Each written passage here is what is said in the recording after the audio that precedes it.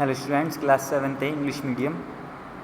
बच्चों, reading start करने से पहले मैं आपको एक बात बता दूं कि जब भी आप अपने फ़ोन से वीडियो देखें तो अपने फ़ोन की दूरी अपनी आंखों से 25 सेंटीमीटर ज़रूर रखें। इससे आपकी आंखों पर कोई भी इफेक्ट नहीं पड़ेगा।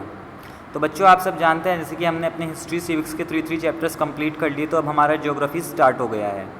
ज्योग्राफी का फर्स्ट चैप्टर है एनवायरनमेंट, मतलब पर्यावरण। तो आप सब एनवायरनमेंट के बारे में थोड़ा बहुत जानते हैं, लेकिन ज़्यादा जानकारी हम इस चैप्टर से प्राप्त करेंगे। तो अब रीडिंग स्टार्ट करते हैं। After the long vacations when Ravi started going to school again he noticed that the only playground next to his school was dug up. People said that a huge building with many flats will be constructed there.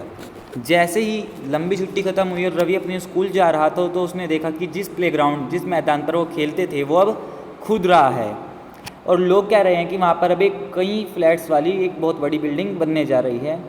Ravi was almost in tears when he realized that the big playground with its soft grass, marigolds and butterflies gone forever. Ravi की आंखों में आंसू थे। अब वो सोच रहा था कि जो यहाँ का घास था, जो यहाँ के फूल थे, जो यहाँ की तितलियाँ थी, अब वो सब ख़त्म हो जाएंगी। He shared his feelings with his classmates. उसने ये बात अपने क्लासमेट्स, अपने सहपाठियों को भी बताई। In the assembly the principal to sadly observe see how our environment is changing. और जब असेंबली मतलब जब प्रार्थना हो रही थी सुबह की, तो जो प्रिंसिपल सर थे उन्होंने भी इस बात को कहा कि कैसे हमारा एनवायरनमेंट मतलब पर्यावरण चेंज हो रहा है, परिवर्तन आ रहा है। In the class Ravi asked his teacher what is the environment. जैसे ही रवि ने वहाँ पर एनवायरनमेंट शब्द सुना तो क्लास में उसने अपने क्लास जो टीचर थे उनसे पूछा, सर व्हाट इज़ एनवायरनमेंट। ठीक है, तो टीचर ने आंसर दिया, whatever you see in your surroundings said the teachers. Teachers ने कहा जो कुछ भी तुम अपने आसपास देखते हो।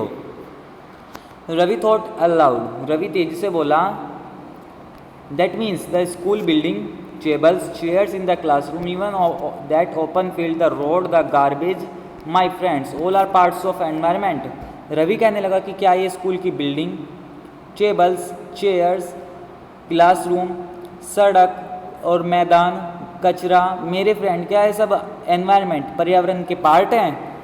तो टीचर ने क्या कहा, yes said the teacher, but wait, some objects are created by nature, for example mountains, river, trees, animals, other are made by people, for example road, cars, cloth, books.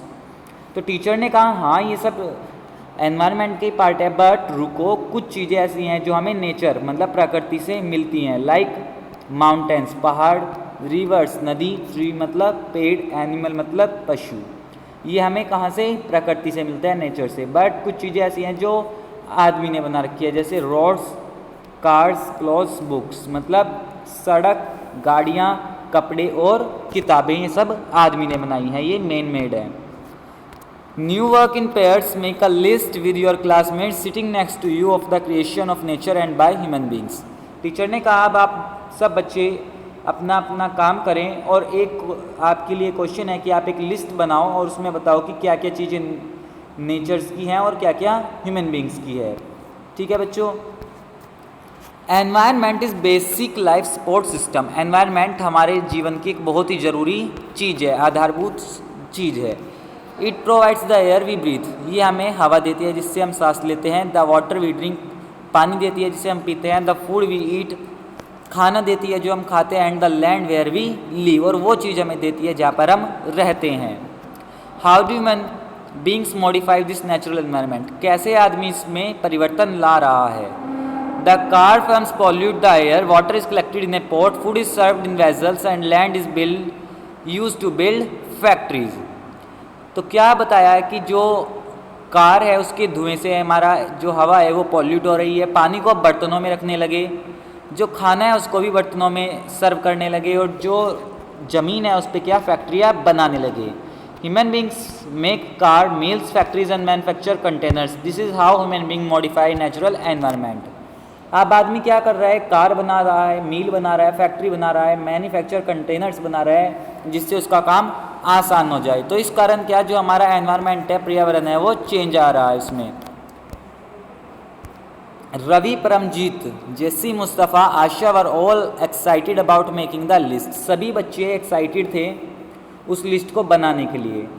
Y is our environment changing, आज इकबाल ने पूछा कि हमारा environment, हमारा पर्यावरण क्यों बदल रहा है। It is all because of our needs. Teacher ने कहा ये सिर्फ हमारी ज़रूरतों के कारण बदल रहा है। दे आर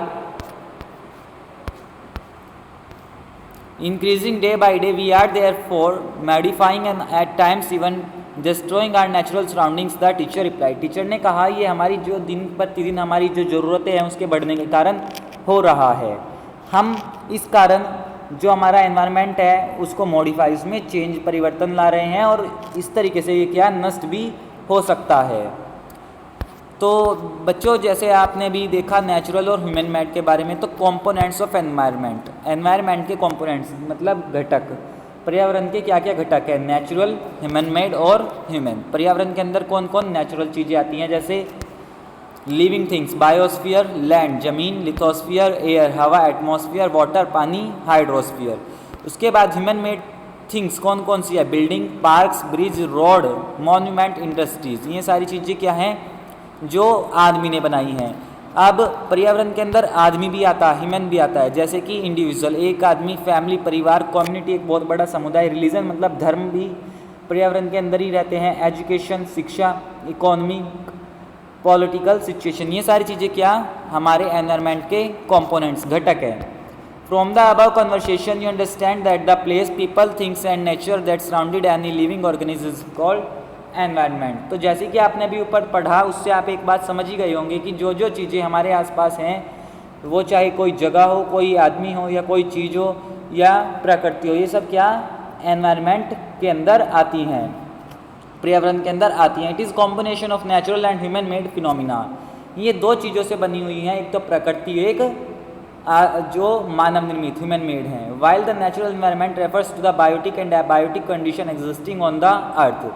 इसी तरीके से जो हमारा प्राकृतिक पर्यावरण है वो दो चीज़ों के उससे मिलकर बना है, दो परिस्थितियाँ उसके अंदर शामिल है, एक बायोटिक और एक abiotic. Biotic means the world of living organism, example plants and animals.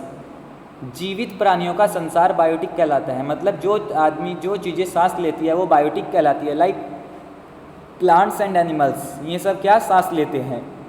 Abiotic the world of non living elements, निर्जीव प्राणियों का संसार, मतलब जो चीज़ें सांस नहीं लेती उसको क्या एबायोटिक कहते हैं। एग्जाम्पल लैंड, मतलब ज़मीन सांस नहीं लेती। तो बच्चों जो आज आपका टॉपिक था वो इतना ही था। आज आप इसको रीड करें, कल मैं इससे आगे बताऊंगा। बट जो आज आपके 2 क्वेश्चंस हैं वो फर्स्ट क्वेश्चन इसमें है, make the list of natural and human made things. Make the list of natural and human made things, प्रकृति और मानव निर्मित चीज़ों का सूची बनाओ। और सेकंड क्वेश्चन आपका है write the difference between biotic and abiotic, मतलब जीव और निर्जीव चीज़ों के बीच की अंतर बताओ। Thank you.